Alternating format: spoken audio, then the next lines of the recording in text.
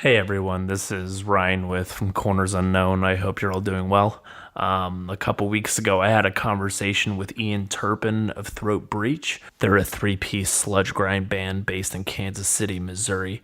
We talked about how the band actually started off with just Ian on his own under the guise of Napalm Meth and how that evolved into the three piece known as Throat Breach, adding Ethan Frazier into the ranks. This is a real great conversation. I'm just learning more about Ian, his background, how he founded the band, his influences, and things of that sort. And he has quite a lot to say about Throat Breach, and it was a real pleasure speaking with him. So I'll just after this introduction, I'll play a short 30-second song from Throat Breach, and at the end of this conversation, there will be a longer track, a cover that they did of this rock punk band by the name of Drunk Driver.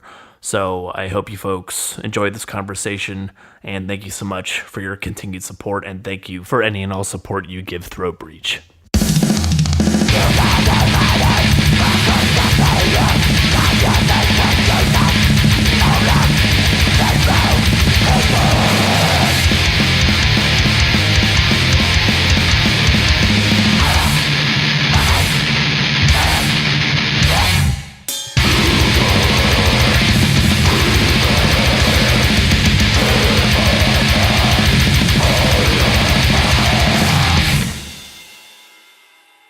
Yeah, so you're currently in school over in Kansas City? Yeah. I go to the Kansas City Art Institute. Oh, nice. Yeah, for illustration. And I'm originally from Little Rock, Arkansas. Oh, but huh.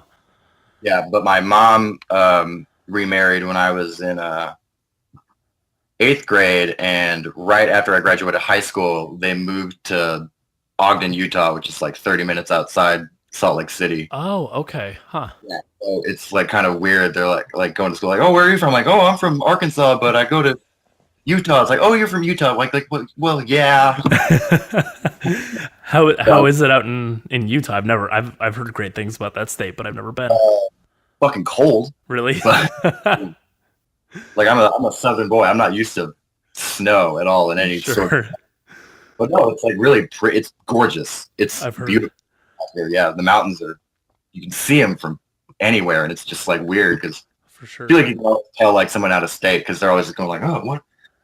Look at all this. Like, wow. Like, yeah. But Salt Lake City is like a pretty cool city. I've never had enough. I see a lot of like bands I really like come through the city, but I've never been able to stay long enough in any sort of capacity to be able to see them. I see. Probably after school when I come back here for a bit, I'll probably find some bands I like. And how much longer you got in school? I have one semester left before graduating, so I'm going to be hitting it real hard once I. Well, that makes sense because it makes sense why you've been so difficult to catch because I didn't realize your schedule was that intense. It sounds like it's pretty. You're doing like graphic design and stuff. I'm doing illustration. I kind of shot myself in the foot too because originally I wanted to do like really heavy, like nice Converge mug. Thanks.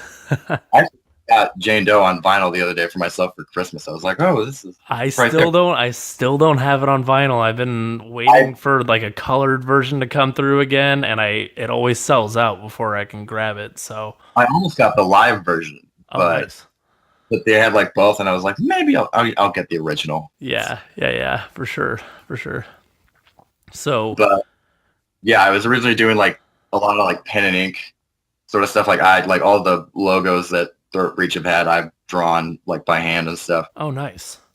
But now I like really want to learn how to do like digital painting, and stuff, and I don't know how to paint at all. So I see. Like that's why I've been like so busy and being like trying to be like, hey, here's this thing I've worked on for like 2 weeks and it's still really bad, but here you go. I see. So I guess to start getting into the music itself, or the band, are you going to be skipping town or skipping city once you graduate? Like, what is that going to spell for the band and all that? That is my mom's plan for me. I see. Unless I can find another job or something that, because my current job is not, it wouldn't be enough to keep me there more than like a couple months probably. I see. But so yeah, I'll have to figure that out. But yeah, my drummer too, just I think he said he's gonna get like a mic set for Christmas, and either I think the plan will be like he and I will be doing stuff over email. And my bassist now, I think he records like he's originally a harsh Ethan. He's originally a harsh noise guy. Interesting. Yeah, he play a lot of shows and stuff before I formed the band and everything. And I think he probably knows how to record too. So we could probably still like keep the band like going and everything through the internet. Sure. So the fun shows won't be there. Yeah. So I guess so like kind of taking a couple steps back, I know I sent you those interview questions, and like we can go over some of those questions as well, but I'm curious about, you started off the band as Napalm Meth, correct? Yeah. And I mean, I assume that's an obvious play on like Napalm Death or something of that sort. Yeah. But so like, was that band when you originally founded it? Was it just you? Yeah, it was just me in my room when I was living with friends at it's my sophomore year of college. I see. And did you play all the instruments, or did you just do the guitar and the vocals and you mix other stuff in? I like everything that sounds like everything on the Bandcamp that sounds like it's recorded in like a studio is all me. I see. I have like a drum machine in my audio thing. Okay. I slaved over it for like 2.5 weeks to just make it sound like somewhat real. I see. No, I mean, that was one of the first things I noticed when I was listening to a lot of your, just like your releases, your small EPs, and I noticed just from the first one to the second one, I think your second EP was just Gutter or something like that. Like sounded like the quality markedly improved. I mean, just in between those two releases, I was pretty impressed by that. That was fun too, because like the first EP, I recorded it all on like one guitar and a drum machine, like just like the default drum machine. Oh, really? I use Ableton Live for like everything. Okay, yeah, I'm familiar, but I don't know any of the technical stuff. Default one in there, and I had like one like crappy compressor mic, and I just recorded everything on like my shitty Line 6 Spider 6. I put like the octave effect on to like drop the tuning or octave on my guitar to make it sound like a bass and everything, so I could have the low end and stuff. Sure. It was kind of like just throwing shit at a wall until you get it, and that's what producing has been like the whole time. I'll like take something and I'll listen to it again and be like, well, that doesn't sound right. I'll yeah. Next time. Yeah. So how did you? So just staying in the realm right now of Napalm Meth, how did you find that band, or like what was kind of like the inception of it? Like what really kicked it off? Gosh, I never actually been asked that before, and I never really thought about it. I used to make like noise rock, like shitty punk. Like I never really showed it to anybody. I have this like SoundCloud that's like super old, and I'm not going to say the name of it because it's kind of okay. I won't pry. I promise. It's like just got a bunch of like really dumb, like ambient music, like really like shitty trap beats and shit like that. I would just like make anything like I could, just I don't know, because I was like, oh, I can make music now. I'll just make whatever the hell I want to. How long ago was that? That was in like my freshman year of high school. So I think it was like 14 when I like fully started music. Like the first song I think I ever made was like an ambient song, and then the second song I ever made was like a really shitty instrumental black metal song. It was just like 2 loops. Oh, really? Drum thing going on. Yeah. Running to my friends, and they're like, "Oh wow, that's music." Yeah, like But after doing all that, I was just like, I got to college, and I was like already really into like metal and stuff. I like Mastodon and sure. Warfare and all that kind of shit. And I was like, maybe I should just do this, because I listen to this stuff like way more than like anything else. Yeah. Like I record like the first Napalm Meth EP. I recorded that in about 5 hours, Oh wow. Huh. and then I was just like, I'll keep doing this. This is fun. This is like the most fun I ever had. Like just doing this. Really? Huh.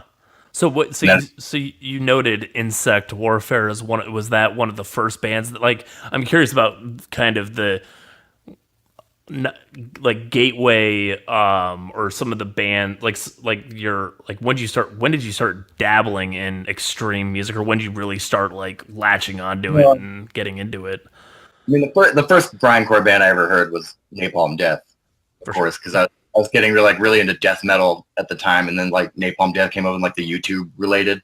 Yeah. And I was like, oh, they have a cool name. I'll listen to that. Who were you listening to before, or who were you listening to before the Napalm Death stuff popped up? Listening to like Deicide and like Yeah. stuff like Sure. Dismember, Entombed. Okay. Yeah. No, those are great bands. And like, you know, after a while, it's just like these songs are long, and then like Napalm Death came out, and I'm like, these songs are really short. These are great. Like, and then kind of like it's like Warfare and all that. But the band that like kind of really got me started was this band called Burmese, and they're Burmese. somewhere in like California, but they're fucking awesome. But like, Really? Huh. they're like I've never two heard of them. two bassists, and they just play the most like batshit crazy grindcore power violence. Really? Reject. I don't fucking know. It's just crazy. Are they It's still nuts. around? Oh yeah, they're still around. Like they don't make stuff a lot because I think they all like just do like completely different stuff like all over California. But like Different lives or just different? Yeah. Different. Yeah, I gotcha. they have this revolving door of like members that comes through too. So it's like I'm just like, come on, like just make another album, like please. Interesting, huh? I'm gonna have you'll have to. I'll write those guys down after a conversation. That sounds awesome. Never heard of them before.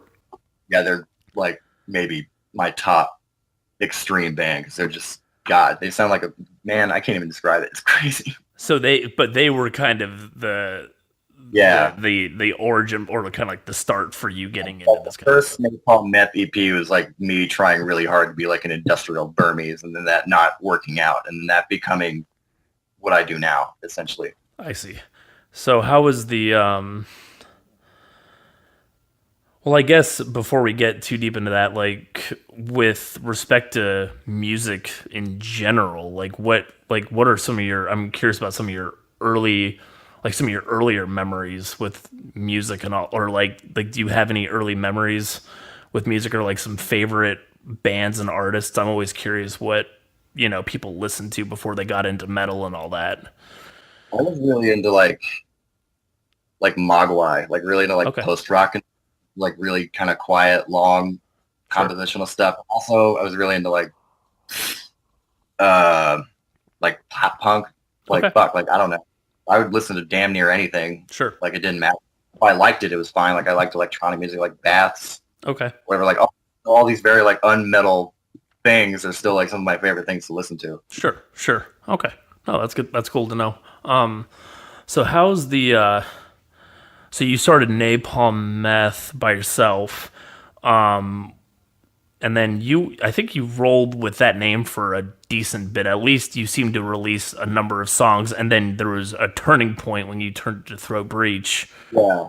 Was that indicative of getting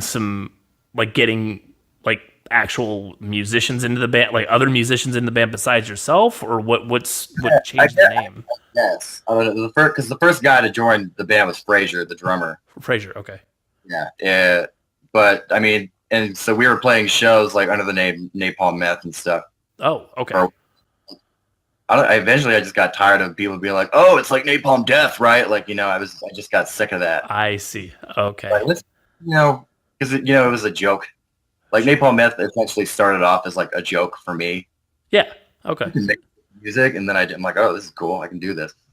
And then after a while, like it's just like, "Oh, I'll be something." Sure. And so when you were playing with Fraser, was it just so you were playing live? So it sounds like you were playing live shows pretty early on. Was it just guitar and drummer only? It was just guitar and drums. Wow. Yeah. And how is that? It was a lot of fun. I mean, it was really nice to go to shows, and then I'd have my tiny little line 6 spider ramp, and then I'd just set it down, and they'd be like, "Really? That's what you have?" And I'd be like, I don't know what you want me to do. And then they'd mic it up, and then we'd go to town, and it was a lot of fun. Not a lot of people would mosh, but the people that did were like really into it. So I was like okay, super, like just super visceral, and really into like super into it, or they hate it. It's just. Were you teaming up with some local bands, or were you just doing like house shows? We were doing like mostly house shows. Okay. Our very first show we played at this place called Focal in North Kansas City, and we got to open up for this other grind band called Sissy Spacek. Okay.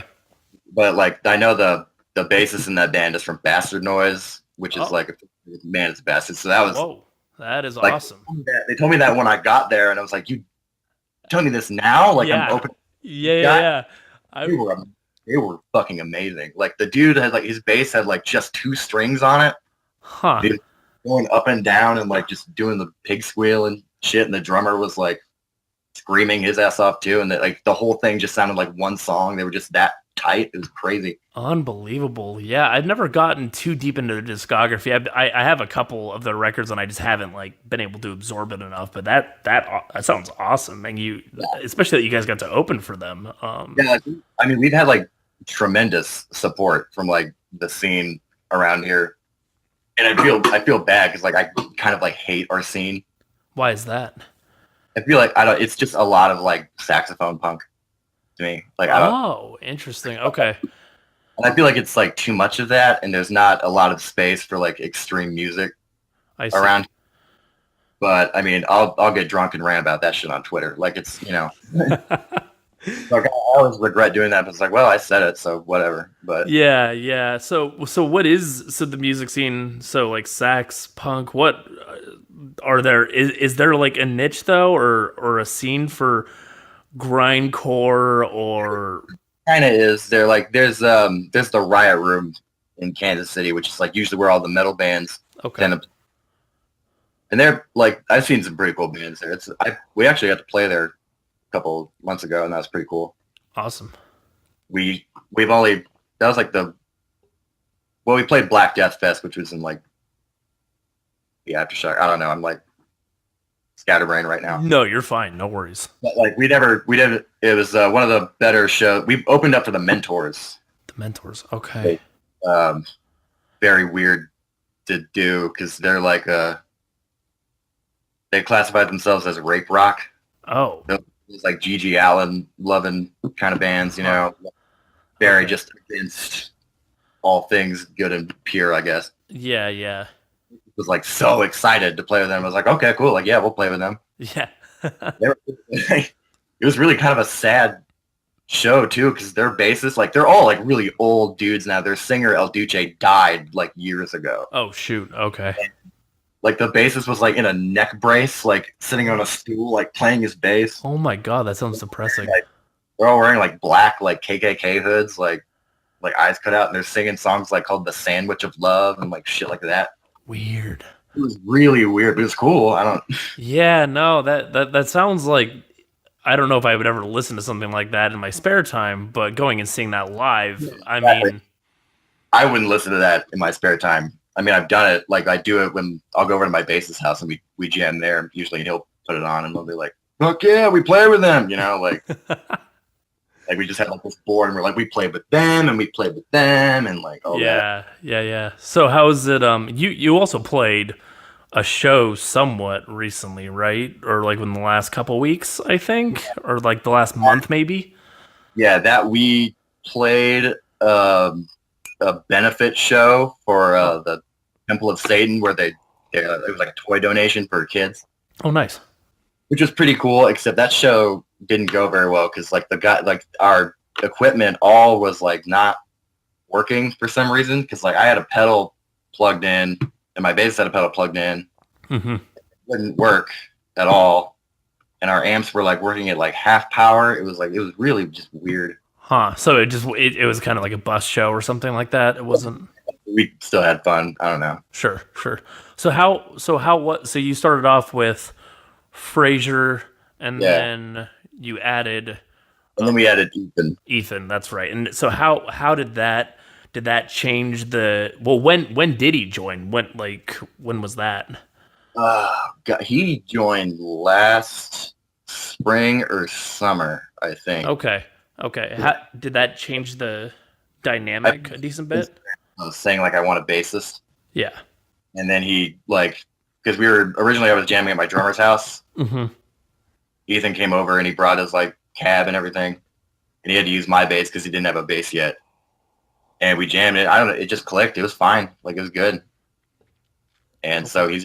he's just been there ever since, and it's been our trio forever, pretty much. Sure. No, for sure. And do you do most of the writing of the songs as well, or is there quite a okay?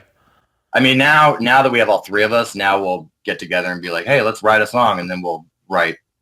Or like I'll come up with a riff, or Frazier will start playing the drums, and then we'll all just do something, and Sure. we'll have like a new 30-second song, and then I'll record it on my iPhone, and we'll put it out. Oh, that's how you record. So you just record on the iPhone, huh? That was the last release. Like the last release I recorded on my iPhone. That was the live demo, right? Yeah, that was the live demo. That was all iPhone the entire time, But which you was like, guys just played all three of you. You just all played it right there. Just mm, huh. So yeah, so your guys' approach or your approach to writing songs, like are you like you pop out a song or two here or there, but there doesn't seem to be too much of, like whole albums or anything. I think that there are a few on there. You have a couple EPs and yeah, stuff, but what is there a reason for that approach? Just kind of like writing some riffs and putting a song together and then just releasing it. Is there like do you just prefer that method over writing 10, 15, 20 songs and putting that out? I don't know. I think it's because I'm really impatient. Okay. Yeah. So like I'll write all this stuff on my computer, and then I'll just be like, well, I'll just put it out. Sure. Yeah. That makes sense. Like all of us are like really busy, so it like definitely does like take longer for us to actually like sit down and like write a song together Yeah. than it does like just put it out. And I think like I guess that's really selfish of me to do because it's like I just put them in the band and I'm still doing all this stuff on my own. Yeah. So They're it's they're okay with that. They've said that they're okay with that to my face. They could be plotting to kill me behind my back, and I wouldn't. But so it is the case though when you write a song or like just maybe not the live demo but a couple of the releases prior to that, those are you kind of or like putting everything together on the computer and then and then I'll go to Frazier and be like, "Hey, can you play this?" have you ever have you ever had like an instance where you put the kick drum or the double kick like too fast or something and it's almost The unplayable? song "Atomic Meltdown." Yeah. Uh, I remember that one because like that's like kind of the only song I can remember the name of anymore. Because like that was the one I came to Frazier and he was like, "Dude, this is really fast." I was like, "Yeah, we can slow it down a bit if you want." And he was like, "I'll figure it out. It's good." Like, Do you guys play that one live? yeah, we play that one. We usually open with that one, Oh, nice. but because we're just like, just get it over with. Just do that one. Interesting. By the end of that one, we're all sweating. Like it's just, Really? yeah. Huh. Well, especially Frazier. But Yeah, yeah, yeah. Have some of those songs that they really like pushed him to like I guess they're not here to talk, but like with respect to their backgrounds, you said Fraser was doing the more harsh noise stuff, and no, that was Ethan. Ethan, sorry. Frazier was in this punk band called The Fog The in fog, Kansas. okay. And then The Fog kind of like disbanded or something. I don't know, but I was a mutual friend of ours introduced me to Frazier.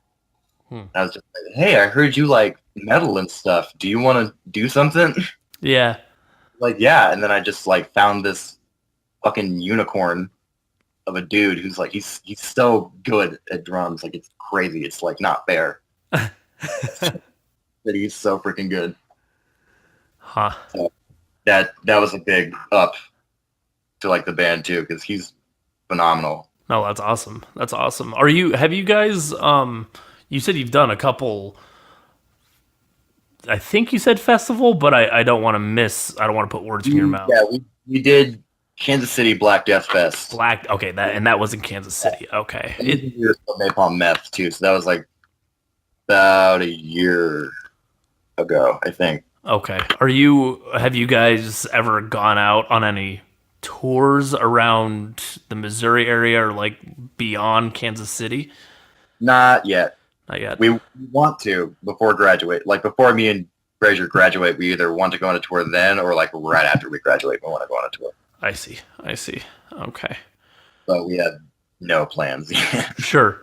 No, it sounds like you're all pretty busy, so I can see how that's a real pain to coordinate all the schedules. And he's like the only one who has toured. Oh, okay. Yeah, me and Ethan are just gonna be like, so what do we do? Yeah. You got to find some places to crash and yeah, No. for sure. So the band started as Napalm Meth, and you said it was kind of. Is it fair to say it kind of started off as a joke in a way, or kind of like a play on. Kinda, I think, yeah, that might be pushing it or something, but It was more like a playful. Like if I could just do it, Sure. Because like all the music I had made up until then was to just see if I could do it. Sure. And if I did do it and didn't end up liking it, then I wouldn't keep doing it. And this was like the one thing where I did do it and then ended up liking it that much. I see. And then I see. kept doing. So with respect to, I guess what I'm trying to get at, and I worded that previous comment was worded poorly on my part, but like with respect to the imagery you use for a lot of your work, I was curious if napalm. I was trying to get at going to Throat Breach or anything like the artwork with the artwork for all your releases. Is that indicative, or does that speak to certain? Like is there something anemic you see in humanity that you're trying to get out into the world with with your band? I guess, I mean, that's a really poor way of wording it, but Yeah, I guess. I mean, I get it. It definitely. I try to make all the pictures and stuff I use and the crap I do to it in Photoshop, like at least speak to the qualities of the music. okay. Like I'll use like really gory or like bad stuff. Mm-hmm.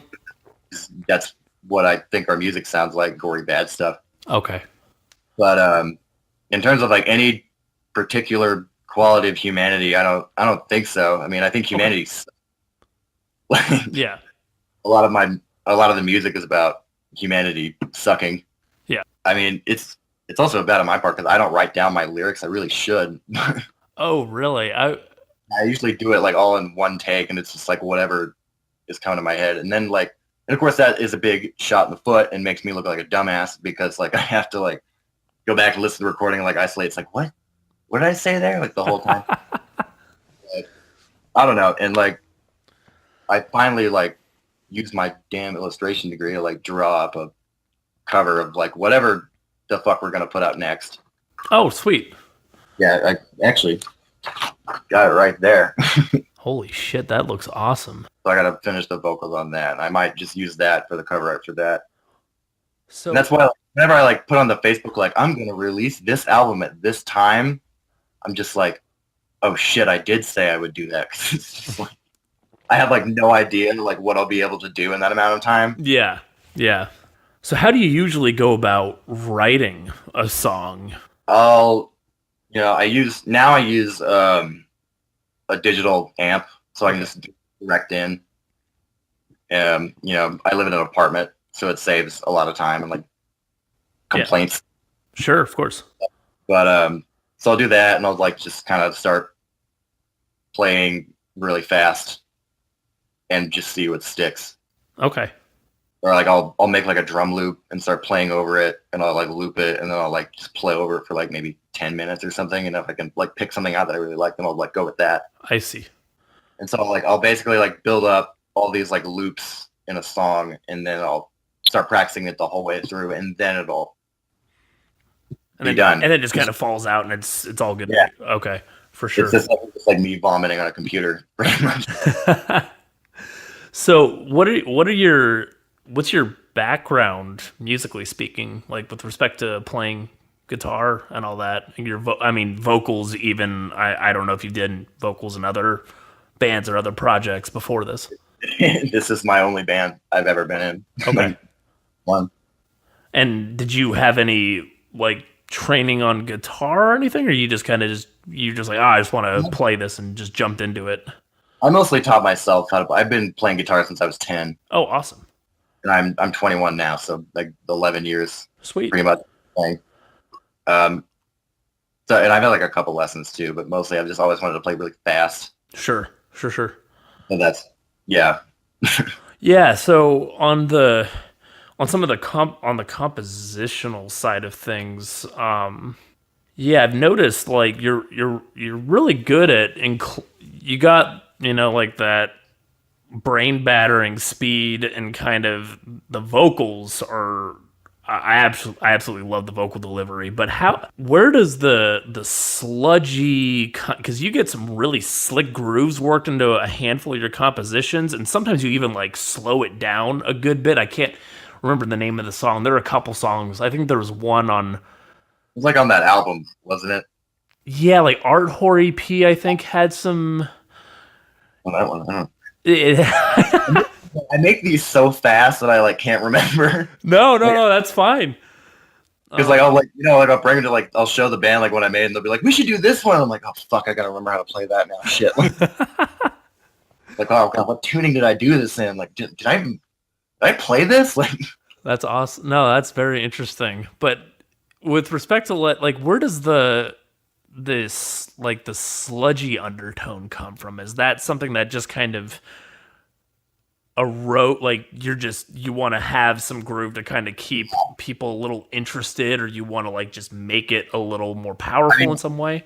I really like sludge metal in general, like stoner doom, like all that stuff. Like my favorite, like in high school I really got into like Electric Wizard. Oh, for sure.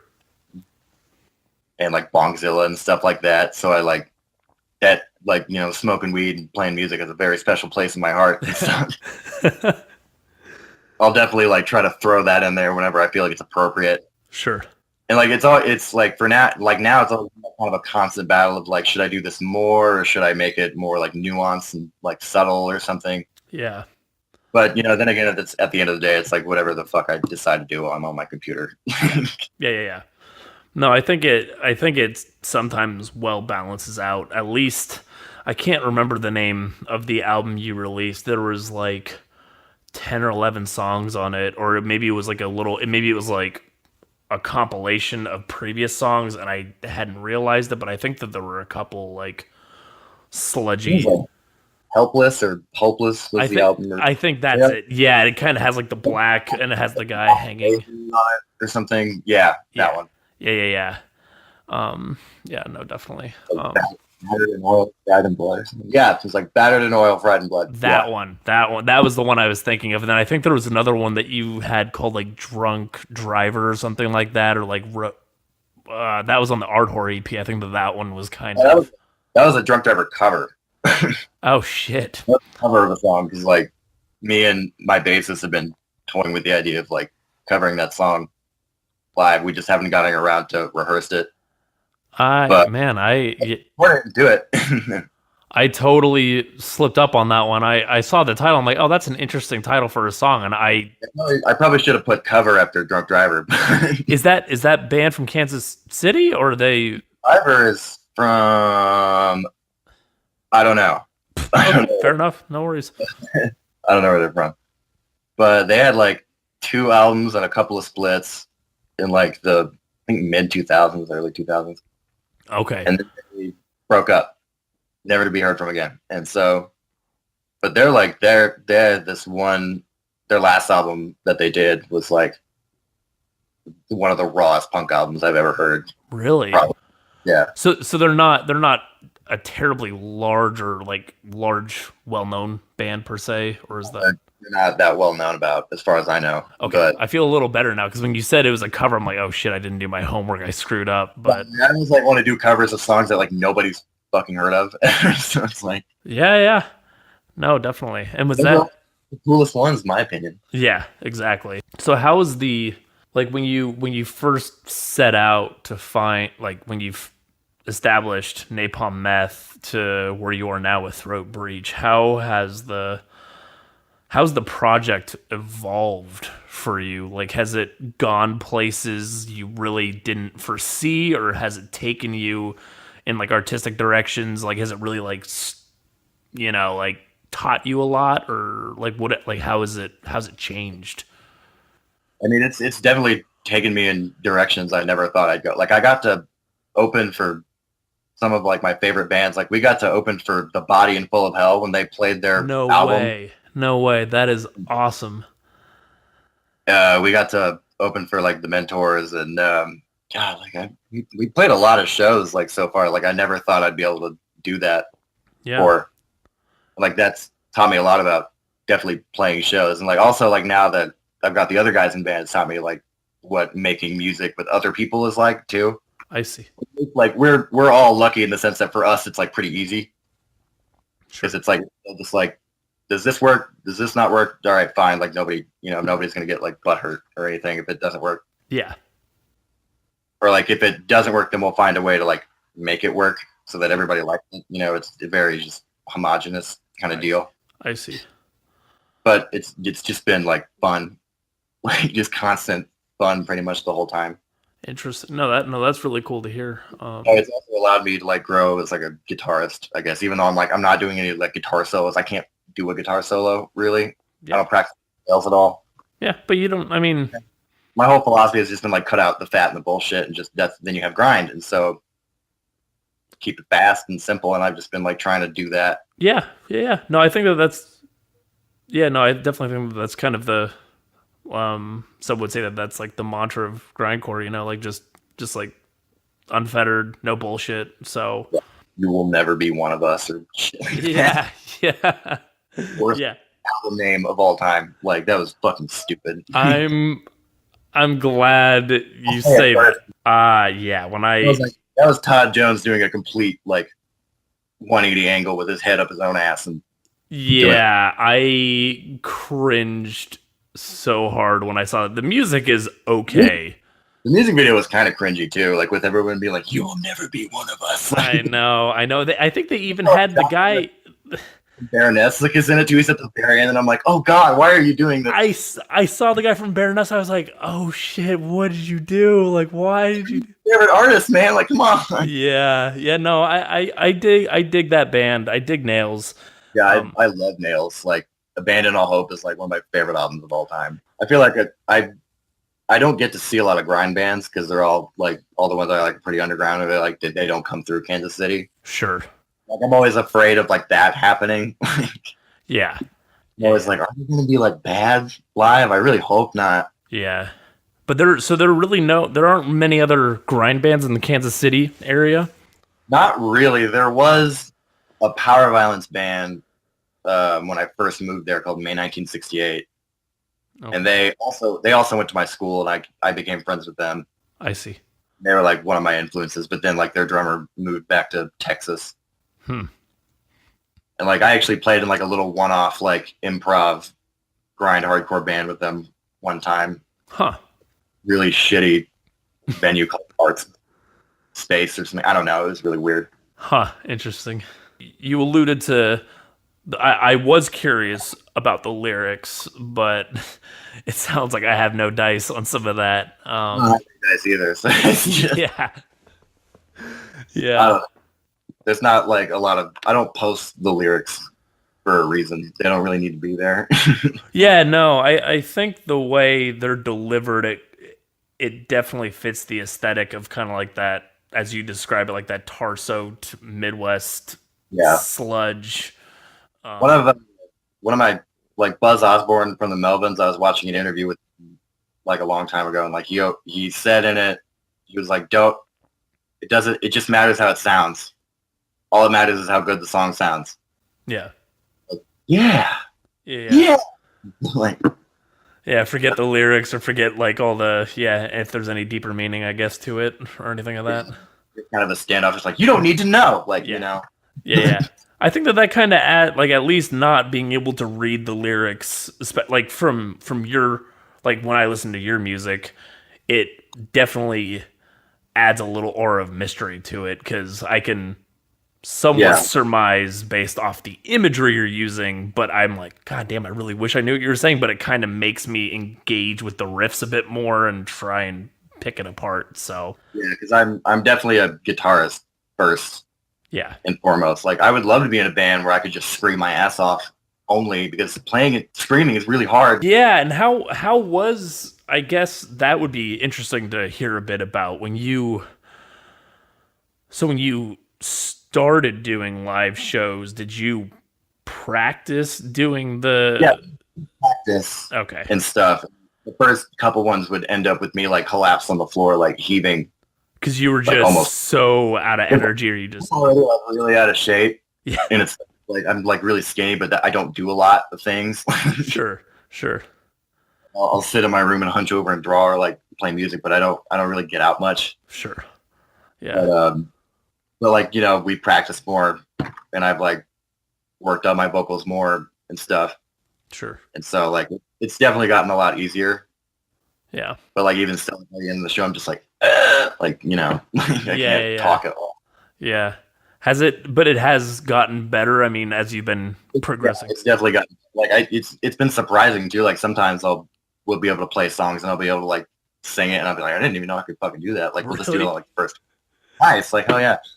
How did I guess on the vocal delivery as well? I don't know if you use any sort of, I don't know if you do anything on your end when you record it, or if you just go, you just kind of record it as is, like you just do your screams and then. I mean, I guess it helps that I have like a really crappy mic that I've like dropped and like spit in. That would make sense. Why? Yeah. But like I like that, but I mean, it still gets like a pretty good sound. Yeah. But I just just put it like right up to my mouth and just start screaming into it. How is there a specific? I mean, you've mentioned your love of like you've like Nails and Insect Warfare and that other band that I can't pronounce to save my life from California. Where did your vocal delivery, the style, like did you pick that up from anywhere, or was there like a certain vocalist that really inspired you to try and like? I think I got it from black metal. I think mostly. Because I do like the retching thing where you just like make the cough noise. Yeah. Like, as long as you can. That's like what's easiest for me to do. Like while I'm like live. Yeah.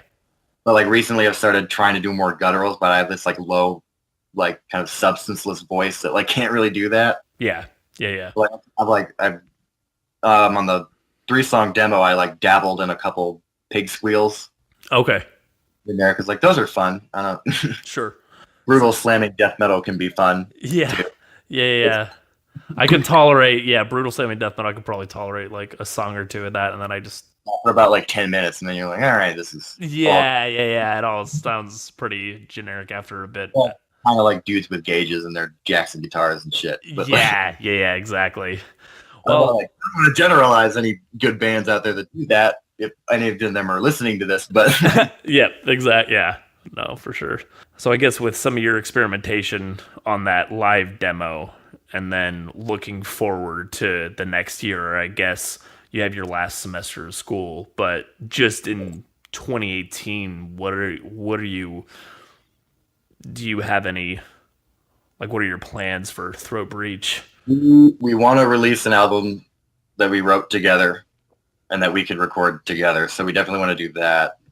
And we want to go on tour. Okay. And I don't know how I would go about getting on a label at all. As far as I know, you just have to be found.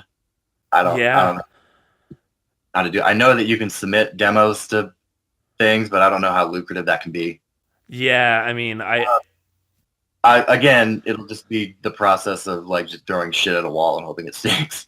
I'm sure you could find some I mean, I could probably even do some sleuthing at some point. I'm sure that there's some good labels or like some Yeah, interesting because we've underground. got a couple recording studios in Kansas City that we've been looking. I mean, we have a library Oh, in like 30 minutes away, Overland Park, where you can like rent out space in their audio studio. oh, sweet. Yeah, so it's like a free recording studio. Like I've heard bands like will use that. Why not? I Yeah, mean, yeah, I've never. the only part of that is that you go in there and you kind of have to know how all the shit works. I see. Yeah, I'm not. I'm not very familiar with Yeah, recording studio costs, but from the bands I've spoken to or I've been speaking to, it's not like a trivial amount of money. Like it sounds like you really have to be well calculated in your approach to go. Like you, I've heard it's like shooting a movie. Like you buy time and then you go in there and you have to like know what you want to do. yes, Like, and you have to complete it. Famous band with a producer, you don't get to sit there and figure it out.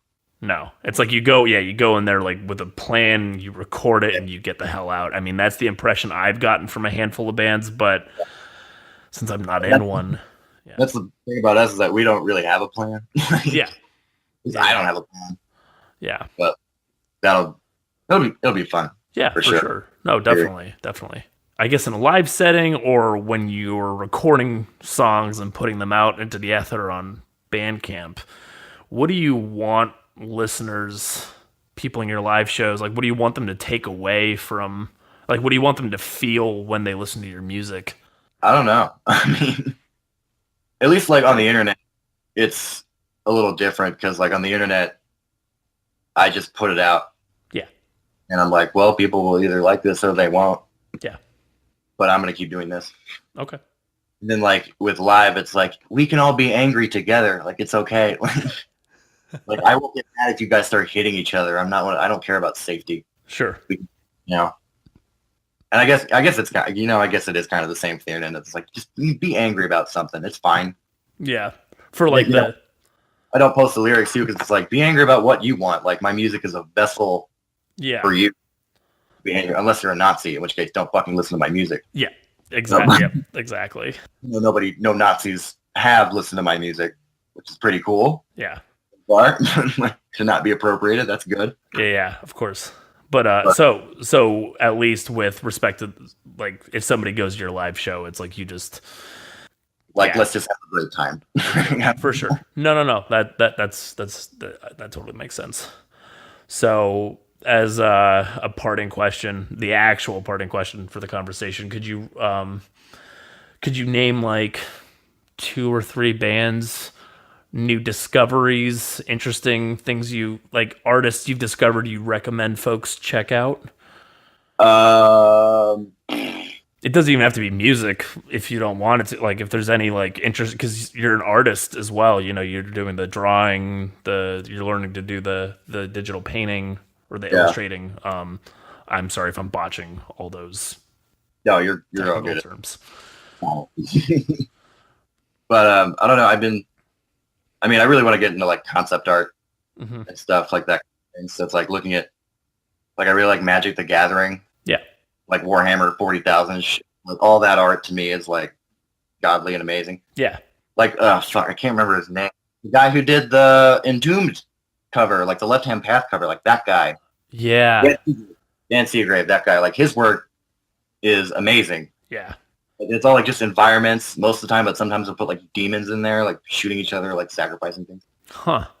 Yeah, and like it's all like so good, like so good. Color palettes like enormous, and like all those, and like I love all the artists too that like do the like brutal slamming death metal covers, like yeah, artists that like just have the gall to like actually paint that shit. Yeah.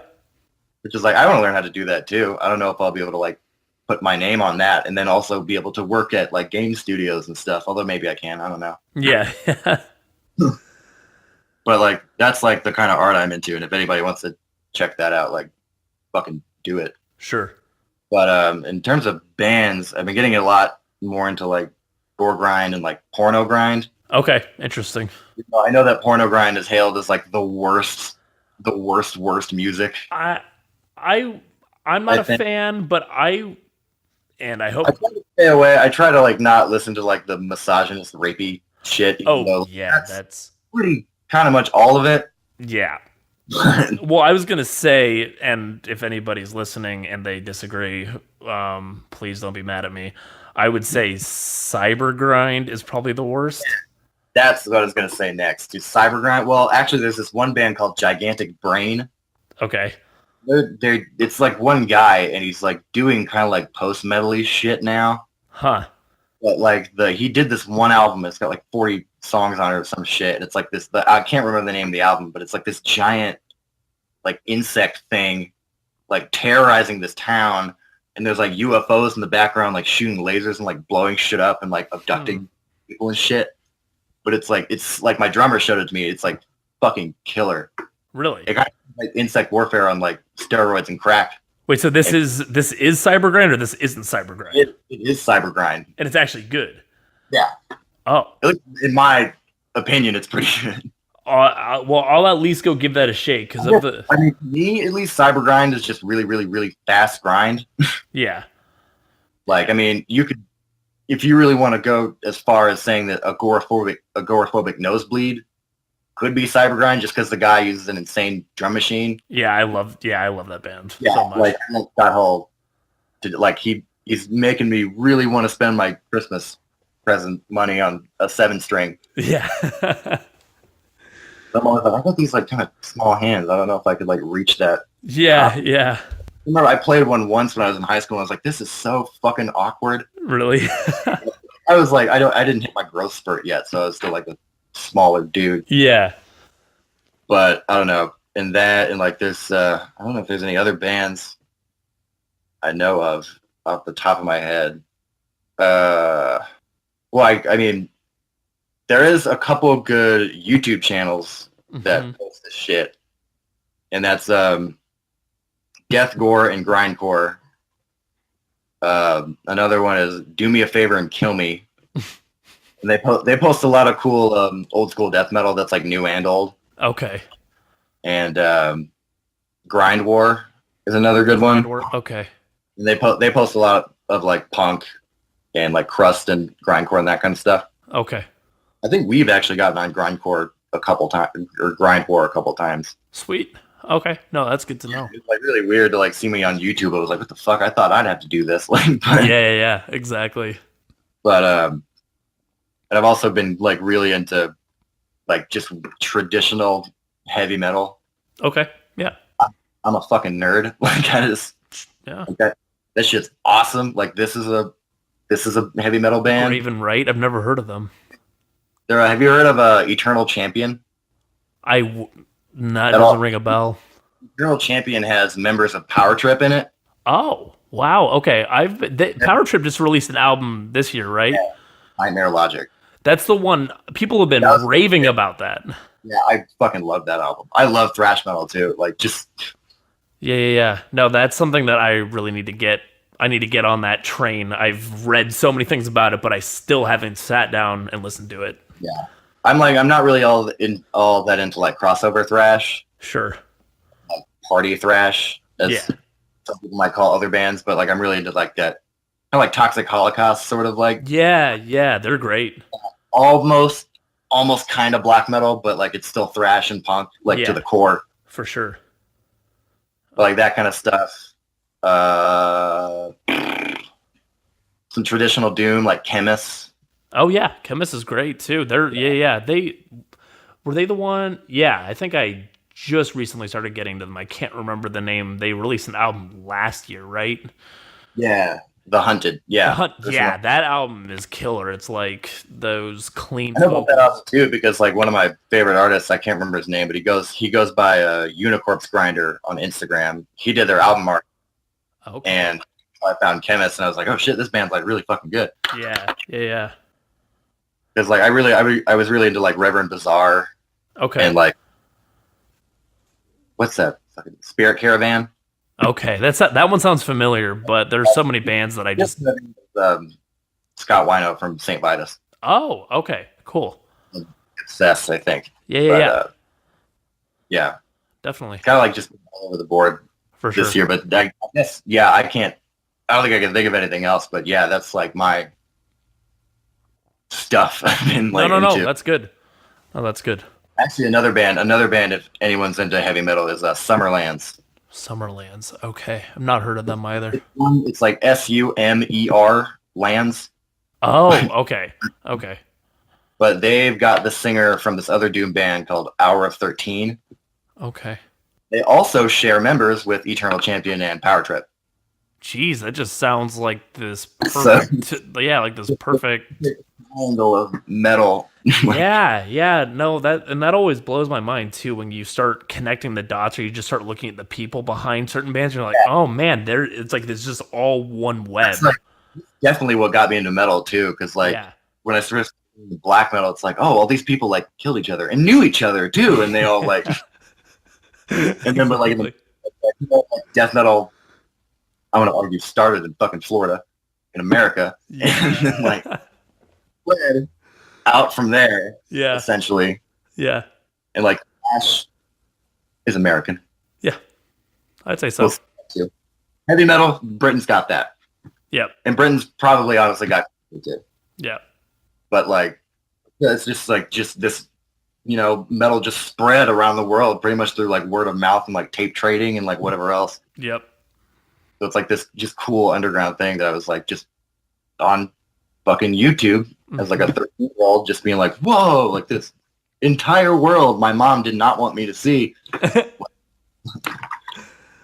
I mean, not really. I was like, she showed me like Iron Maiden and Black Sabbath when I was a kid, so I was already like on the road to darkness as a child, pretty much. Of course, yeah, for sure. Like I saw Eddie like on the album cover, and I was like, now that is some shit I want to draw. So like, that's awesome. It just kind of went from there, essentially. Sure. Yeah, man. Thank you very much. After that, damn. Say it again. I'm like hoarse after this. Damn, I haven't talked for this long in forever. Yeah, you and me both, man. I haven't talked really all week. I've just been kind of cranking away on stuff. But thank you for your time and being willing to talk to me. I really appreciate it, man. Oh, dude, this is my first interview ever. I was like, I'll do it for sure. No, I really appreciate it, man. Thank you. Thank you for doing this. Yeah, of course, man.